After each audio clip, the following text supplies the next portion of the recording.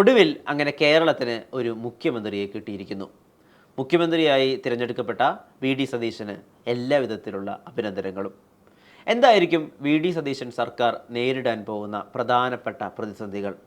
എന്താണ് V D Satheesan എന്ന നേതാവ് നമുക്ക് നൽകുന്ന പ്രതീക്ഷ? വിശകലനം ചെയ്യാം.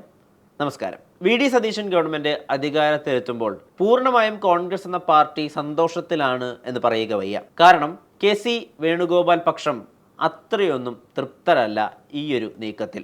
കെ സി വേണുഗോപാലിന് ഹൈക്കമാൻഡിലുള്ള ഹോൾഡ് കൊണ്ട് അദ്ദേഹം മുഖ്യമന്ത്രിയാവുമെന്നാണ് അവസാന നിമിഷം വരെയും അദ്ദേഹത്തിൻ്റെ അണികൾ ഉറച്ചു വിശ്വസിച്ചിരുന്നത്.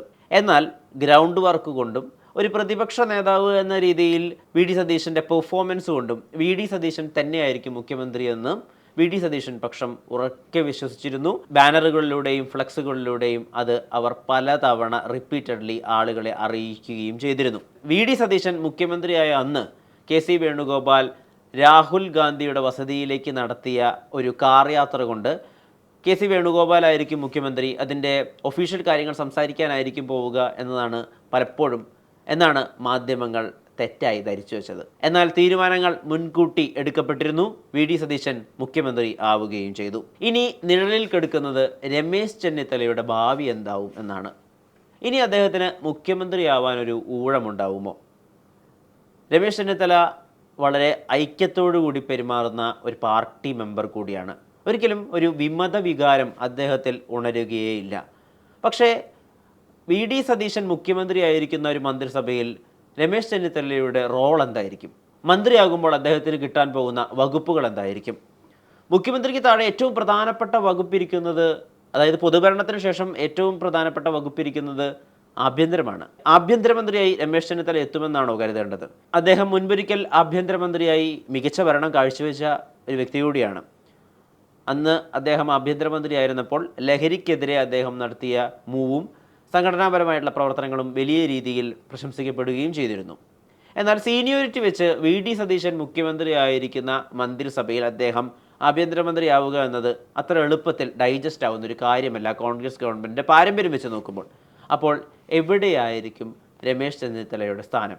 ഇനിയൊരു പക്ഷേ അദ്ദേഹം പാർട്ടി ഉപദേഷ്ടാവ് എന്ന രീതിയിൽ ഒരു പ്രത്യേക സ്ഥാനത്തേക്ക് പരിഗണിക്കപ്പെടുമോ? കണ്ടറിയുക തന്നെ വേണം. കെ സി വേണുഗോപാലിന് പേഴ്സണലിയും പ്രൊഫഷണലിയും ഇത് വലിയൊരു തിരിച്ചടിയായേക്കും.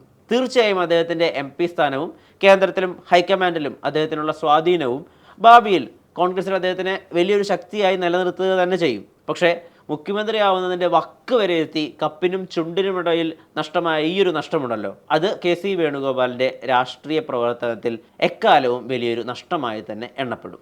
കോൺഗ്രസ് തൻ്റെ ഇലക്ഷൻ മാനിഫെസ്റ്റോയിൽ പറഞ്ഞ രണ്ട് പ്രധാനപ്പെട്ട ജനകീയമായ അനൗൺസ്മെൻറ്റുകൾ കൂടിയുണ്ട്. അതായത് സ്ത്രീകൾക്ക് സൗജന്യ KSRTC യാത്ര, കൂടാതെ വിദ്യാർത്ഥികൾക്ക്, ഡിഗ്രി വിദ്യാർത്ഥികൾക്ക് സ്റ്റൈപ്പൻഡും 1000 രൂപ. ഇത് രണ്ടും സംസ്ഥാന സർക്കാരിന് വരുത്തിവെക്കാൻ പോകുന്ന കടബാധ്യത എന്തായിരിക്കും? അനൗദ്യോഗികമായ കണക്കുകൾ പ്രകാരം KSRTC വകുപ്പ് 16,000 കോടി നഷ്ടത്തിലാണ്, കടത്തിലാണെന്നൊക്കെയാണ് കേൾക്കുന്നത്. അവിടെയാണ് സ്ത്രീകൾക്ക് സൗജന്യ യാത്ര നൽകാൻ പോകുന്നത്. എന്തിനാണ് കോൺഗ്രസ് ഗവൺമെൻറ് സ്ത്രീകൾക്ക് തന്നെ സൗജന്യ യാത്ര നൽകുന്നതെന്നും വീണ്ടും വിശകലനം ചെയ്യേണ്ട ഒരു കാര്യമാണ്. തീർച്ചയായും സൗജന്യ യാത്രയ്ക്ക് അവകാശപ്പെടുന്ന മറ്റൊരുപാട് വിഭാഗങ്ങളുണ്ട്.